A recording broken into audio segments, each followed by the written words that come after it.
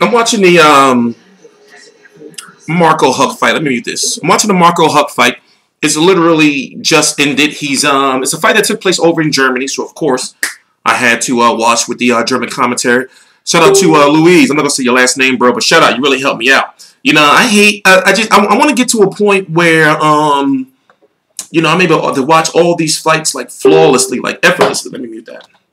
Because it'd be hard searching for some of these fights, man. Now I already got to deal with that. You know, a lot of it's not going to be, you know, in English. But at the same time, you'd be surprised. Like, I'm learning by watching all these fights. Now, remember, I've been doing this for like damn near 7 years now. You know, so watching all these fights, I'm starting to understand, you know, like a lot of different languages, even though I can't speak it. You see what I'm saying? So I'm starting to understand like little bits and phrases and stuff. But now what we're doing is we're waiting for the cards to be read. Marco Huck was looking real slow and real sloppy out there. And the thing is, this was for the WBC Cruiserweight title. Tony Bellew's title. Tony Bellew is what is called the Emeritus Champion. When you're an Emeritus Champion, truth be told, I don't know how he's getting that status, you know, when he only had one title defense. But anyway, whatever the case may be, his belt is actually above Marco Huck's belt. But at the same time, that Emeritus status means for a cruiserweight like Tony Bellew, it basically means that, well, you might stay at heavyweight. But if you go back down to cruiserweight because you get knocked the fuck out in your next fight, or it's really learned that you can't really be a heavyweight, or you're not really a heavyweight, then you'll be #1 contender for whoever has that cruiserweight title. So basically, he's going to be a #1 contender, meaning Tony Bellew, for that cruiserweight title for God knows how long. So remember, Floyd Mayweather is an Emeritus champion. He can come back and get a shot at Keith Thurman, you know, or Charlo, you know, for that WBC anytime he wants. Vitaly Klitschko is a Emeritus champion still. He can come back and get a shot at Deontay Wilder whenever he wants. No bullshit, no politics. They say, oh, well, Emeritus champion back. You don't want to fight him? Oh, yeah, purse bid. So we're waiting to hear what the cards is, and it was also for the IBO title. Got to throw that in because the IBO title is pretty big over in Germany, you know, and Russia, you know. But I put it this way: if I was helping them or working with them, I know what they need to do to fix. You know, you can see like in this social media age and generation, you can see a lot of these people's or these organizations' mistakes. Let's listen to the cards. The sound might be a little fucked up, but whatever.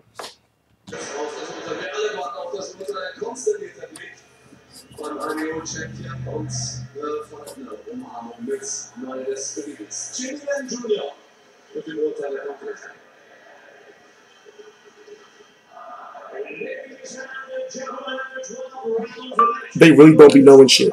We have a unanimous decision. Here are the score totals. Judging ringside, Massimo Barbarecchio scores the bout 116 to 111.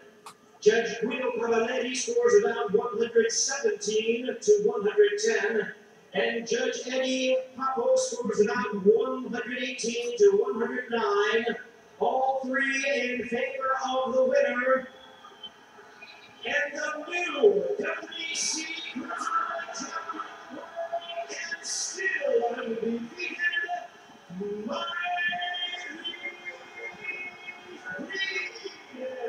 Okay, Mairis Briedis won, as he should have. It's not going to be no purse fight interview. I'm not going to understand the shit. So I might as well just cut it off right there.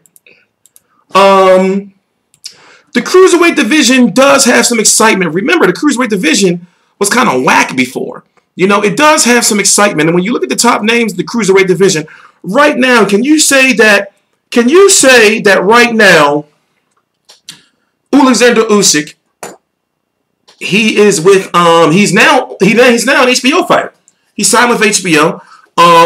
Can you say that him at 11-0, he is the WBO champion at Cruiserweight? Can you say that he's the #1 Cruiserweight because of, like, skill? Now, let me remind you of Usyk. If you don't know who he is, Alexander Usyk is, he is, not only is in Ukraine, just like Lomachenko, he's close friends with Lomachenko, but he somewhat has the Cruiserweight style of a Lomachenko. But a lot of the questions that are being wondered about him, is his power. So, for example, I covered the fight and I watched the fight. Excuse me, man. When I used to drink all those years ago, that heavy drinking, you know, my memory be fucked up. So even though I be covering all these fights, I be forgetting like a lot of shit. Oh, yeah, Tabasi mean Machudu. I covered that fight. So a lot of people were like, why is he not getting this guy out of there early? But basically, you see that he throws a lot of punches for a cruiserweight, by the way.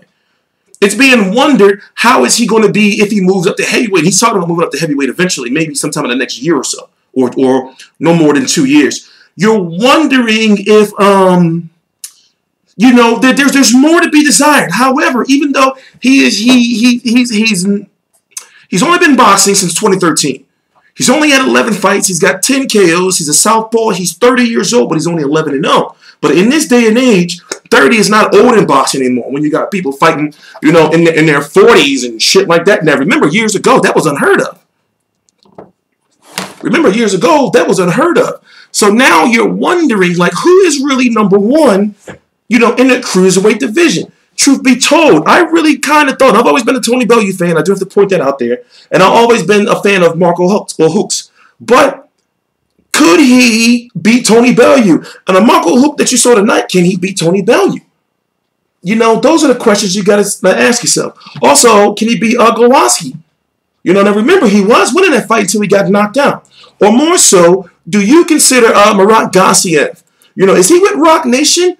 Or is he with Main Events? I forgot who his promoter is. I'm pretty sure he's with Samson, right? But anyway, let's not get into that. Or do you consider Murat Gassiev, you know, the number one cruiserweight? But then again, a lot of people say that he got the gifts decision against Dennis Lieberdev, even though I feel he won the fight and the card shouldn't have been that close. But however, you know, I guess what I'm trying to say is the cruiserweight division is good.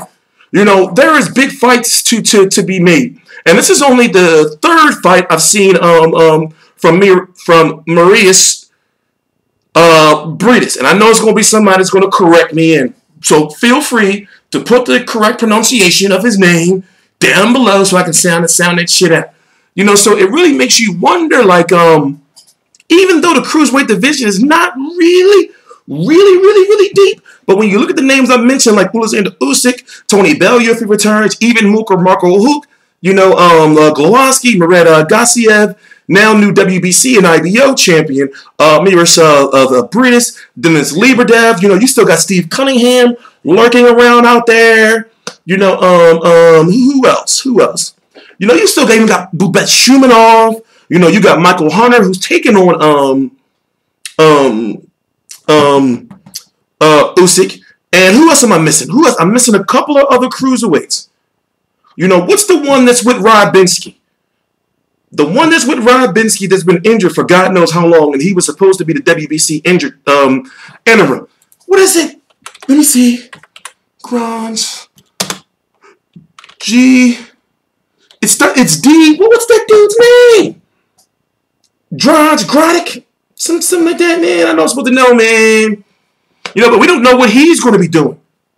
You see what I'm saying? So, you know, we're just going to have to wait and see. But now I'm wondering, well, where does Marco Hook go? Does he fucking go do another fight with Olafalabi? Some shit? You know, maybe it's a good time for him to go after that Glowacki rematch. You know, I think that's the right way to go, because if you really look at it, Marco Hook is somewhat, you can kind of say he's always been in, you know, like big fights, I guess. And if you look at his career and if you look at the fighters that he has fought, remember, he's even tested the waters at heavyweight, you know, and got that, you know, close fight with Alexander Povetkin, where a lot of people feel that he won. You know, he's got the fights with Dennis Lieberdev. Who else? You know, of course, I said Afolabi,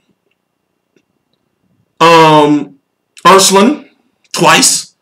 You know, Glowacki. You know, now Briedis. So if you really look at it, even though he's only 32, you know, for that cruiserweight division and even testing the waters at heavyweight, he, by the way, fought Steve Cunningham.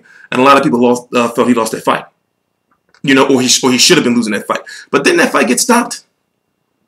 Let me see. And in fact, I'm looking at it right now. It says, I need to go back and watch that fight again. Somebody tell me about the controversy in that fight. So if you really look at it, he's been in big fights, but now at 32 years old, Like, did he not take this fight seriously?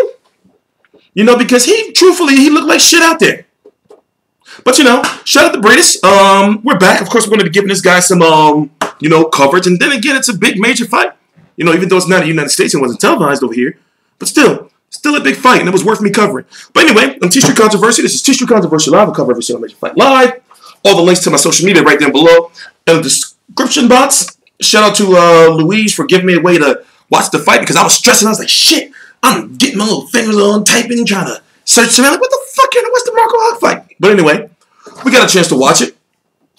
Please subscribe. TstreeT Controversy Live.